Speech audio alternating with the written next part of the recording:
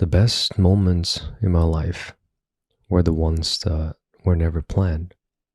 And there was this one time where me and my wife were walking down the street in Vietnam, and we didn't have any plan.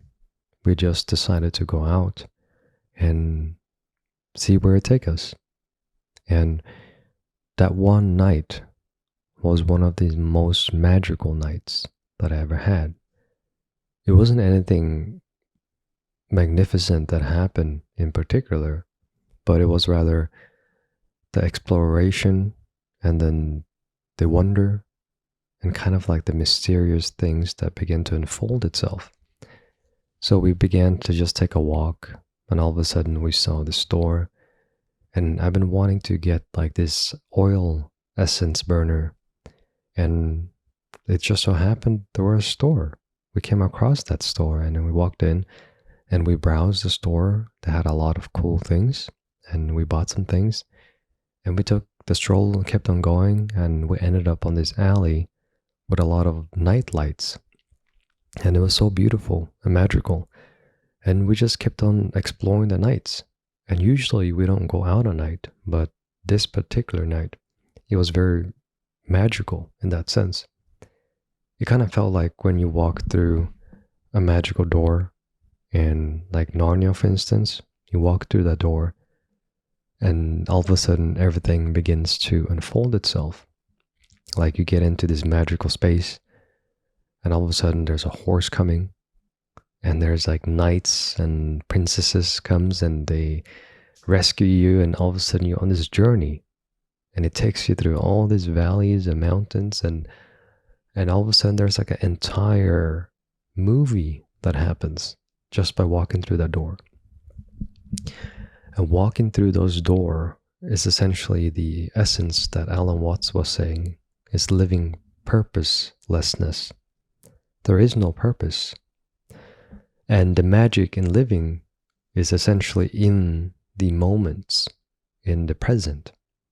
Because when you kind of think about it, if I have some sort of destination in my head, then everything that I do in this very present moment is going to be affected by that.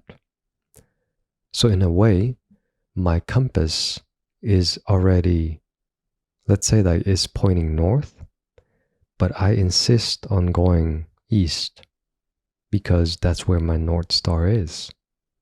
Because that's where I've been told that my North Star lies is towards east. But my compass is pointing toward north. And so whenever life happens and the boat will go about and let's say it changes direction, and then again, we're not considering that we just changed direction, I insist that my star is towards the east. But the compass is telling me something else. It's pointing that we're going west. So in a way that my goal or whatever idea or vision that I have, and I walk towards that, that is kind of taking away the present moment. Because if I went through life as is and be present with every moment, different things could unfold itself, and I wouldn't be so stuck with the idea that I need to reach my goal or whatever that is. Because Alan Watts says that the reaching a goal is essentially meaningless, because once we get the goal, there's going to be another goal. And I've achieved my dreams twice. And after achieving the first dream, it kind of felt like that. Like when I got because I always dreamt of having a car, a suited up car, and having a particular sound like mufflers, driving stick shift, suiting it up, getting rims and getting lower at it. And having this car was my dream. And when I got that, there were nothing there. It wasn't like when I got the car, there's a moment where a celebration happens. It's not like graduation, for instance. It's not like when you get the dream, your life will be complete. Your life will become, you become dipped in gold, and you will have sparkle and diamonds all over you. You will have maids feeding you grapes, and you will be massaged every night. Your foot will be rubbed every night, and all your muscle will be relaxed, and your life is complete. That is not what happens when dreams are achieved. So, in my experience, that was my first dream that I achieved. When I got the car, there was a moment where I was like, I got it. What I thought would take me 20, 30 years ended up being just a year and a half. And so getting that dream was a weird experience because something that was so far-fetched ended up being in my arms. I had it. And I ended up selling the car because I didn't know what to do. I got it. What do I do now? So the essence is not to say that don't chase your dreams, don't follow your dreams, and don't pursue your dreams. Of course, dreams are there to be experienced, and I feel like dreams are essentially the wonder of the mind. And when one embarks on that journey, it will take you through a path that is the experience. So, for instance, having that dream of the car took me through all the ups and downs of getting there. But once you get there, there's nothing there. It's like watching a movie. We watch the movie and it gets to the climax. And what happens after the climax? It has to go down. And what happens after the movie? It's over. So there's nothing that happens after the movie. It's just over. And now this is the point where it depends on people. It depends on what you want to do with it. Because a person could have a diamond in their hand and they don't know what to do with it. Versus another person could take that and sell it and get money. And now that person could also have money in their hand, but they don't know what to do with it. They could use it as paper to burn the bonfire, or they can use that to invest into something and build something. So it all depends on the person. So get the same thing after watching a movie. You could be inspired to do something and then do that. Or it could just be a movie. And by the end of the movie, there's nothing there. And that is the essence of the dream. And that is kind of like what Jim Carrey was saying. And I finally understand what he meant when he said, I just wish everyone could become rich and famous to realize that's not what they're looking for. And in a way, I managed to reach my dream twice. The first one was the car, and another dream could be for another episode, but my second dream was something I dreamt of for 15 years. And I got it. I lived it. And I got to experience it. And when I did, the same experience happened. It's like when you watch the movie. You get to the climax, it comes down, and then there's nothing. And imagine if you were to summit a mountain. You start from the bottom, and you work your way all the way up to the top. And it's not like when you get to the top, there's going to be a parade up there. There's going to be an ancient being that comes and greet you and invite you to the most fancy dinner that you ever tried. You're going to eat like ancient food. And you're going to eat holy water up there. And then there's going to be people inviting you into this palace in the skies. And then you're going to live in this majestic world. The top is just the top. But the experience, that's where everything lies, and not the top. The beginning, it starts somewhere, And then the end. It is just the end. That's the cliff. Jumping off the cliff is just jumping off the cliff. There's nothing that happens after you jump off the cliff. I mean, you might be gone and be injured and things like that, but essentially the essence is that when you jump off the cliff, there's going to be the bottom again, and that's the apex. You get off the climax and you have to come down.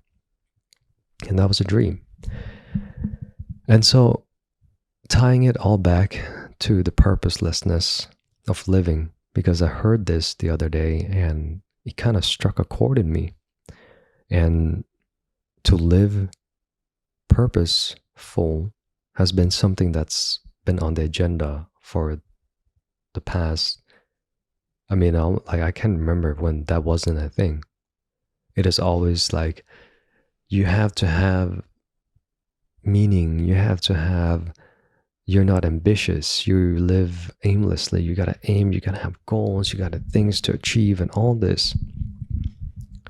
And I feel like there's beauty in everything. And to be ambitious, there's beauty in that. There's beauty in having a goal and scoring it and achieving it and getting it. But let's not forget that all of this comes with a price. All of this comes with with an experience. And whether or not one wants to go through that experience is to be considered. So let's say a cow is a cow.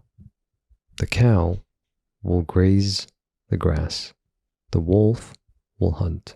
The eagle will fly. The fish will swim. Now, if we said, hey fish, you want to try to walk on land? Not that it should, but it's going to be an experience that's going to have to go through if it wants to, and it will quickly find out that it is not a pleasant one. And then you ask the fish, hey fish, you want to try to climb? And it gets on land and it's suffering and it says, I don't want to do it. And so the experience and the goal is essentially if the fish had a goal to walk on land, and that was the goal, it was to be on land, well, it gets on the land and then they'll find out that it's not something that it wants to do. So the goal and the ambition, got to be careful what you wish for because you might just get it, right? So the saying is not to not have goals, but to consider what those goals are. And when you aim for those things, they're going to be an experience and a journey that comes with it. So for instance, if I wanted to become, let's say just something traditional, like I want to become a nurse or a doctor. Becoming a doctor requires a lot of studying, hard work, time, and commitment. And that's an experience in itself. If that's something that I would want to embark on, and let's say I had a glimpse of it, let's say in middle school, I studied and I enjoyed it. And I was like, yeah, I want to do that. And let's say in high school, I studied some more, let's say, about the human anatomy. And I love that. So I was like, okay, yeah, I want to go further into that. So, and then doctor is an option. It's like, yeah, I want to study more about the human anatomy. And I want to be able to help people in that regards if there's an injury or something serious, I would want to be the one to do that. So that's a goal and that's a vision and that's the journey that's to be embarked on. And in the same way, when someone begins their climb on a mountain, it's not going to be like, I'm going to skip my way up to the top of the mountain. It's going to be an experience and it's going to be a harsh one. People may or may not die on the way up there. And if that is a factor that one does not want to go through, then you shouldn't. Because the goal and the dream is essentially just the climax. Just watching the movie, you get to the climax and then you come down. There's nothing to happen afterward. It is up to the person. So if I became a doctor, my life isn't over. Like that's when it begins. Like I get to become a doctor and I'll live as a doctor. And then let's say I get to the top and I got to come back down. Now I've gone through the experience. I reached my goal, becoming a doctor. Now I come down as a doctor.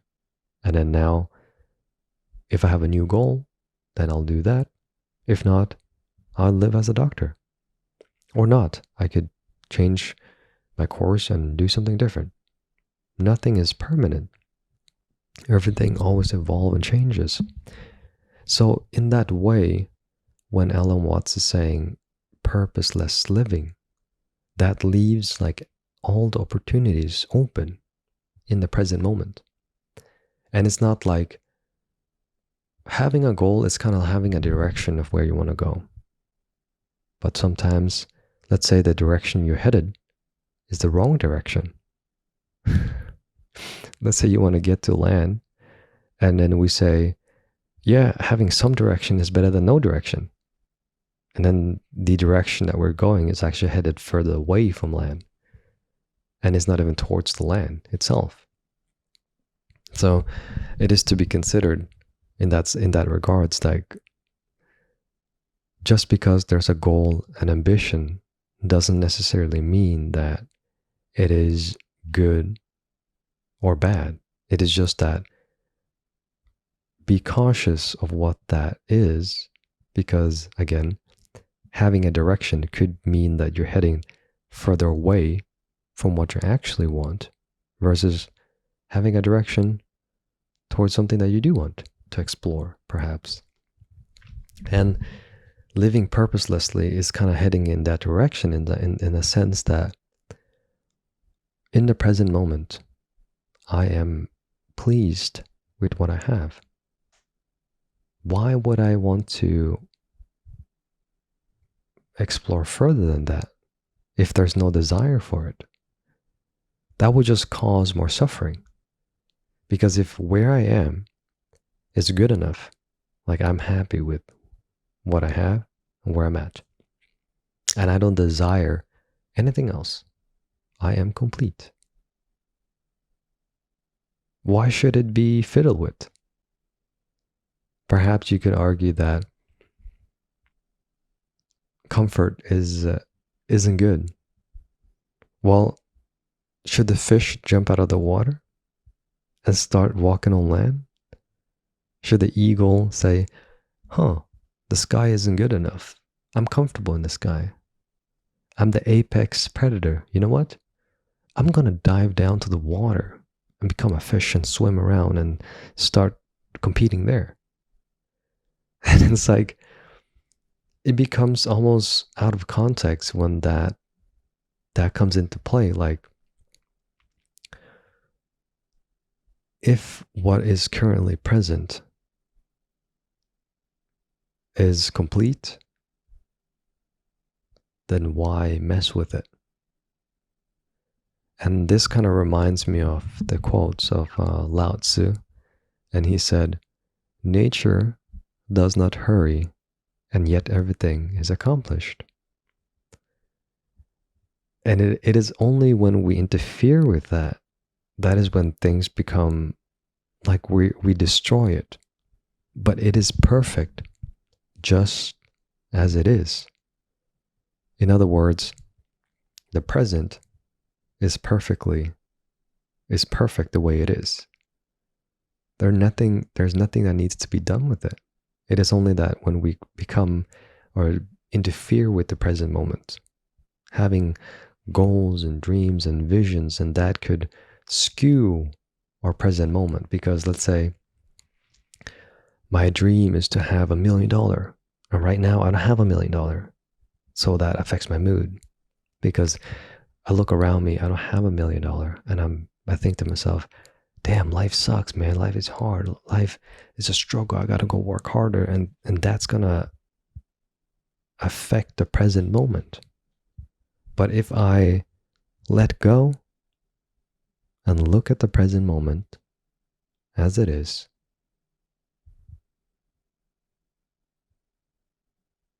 and whatever comes up, is whatever comes up.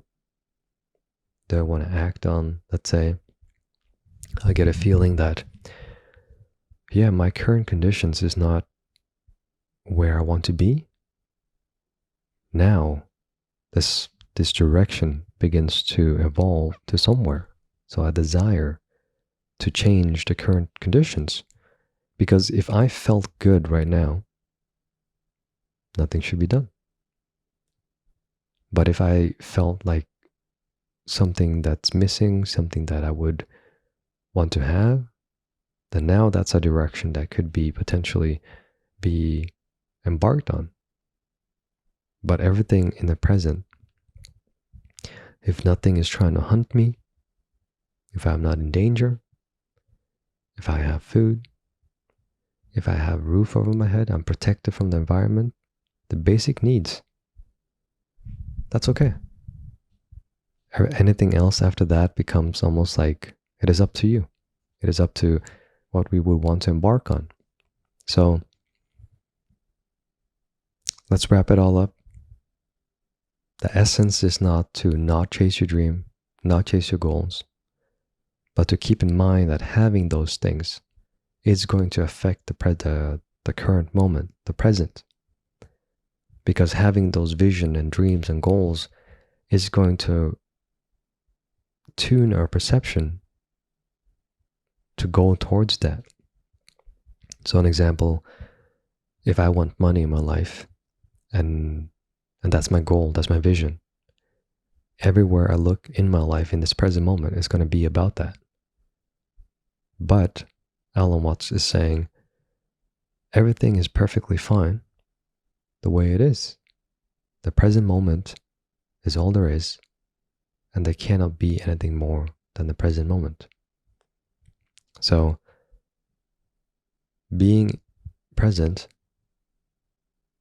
is all there ever is.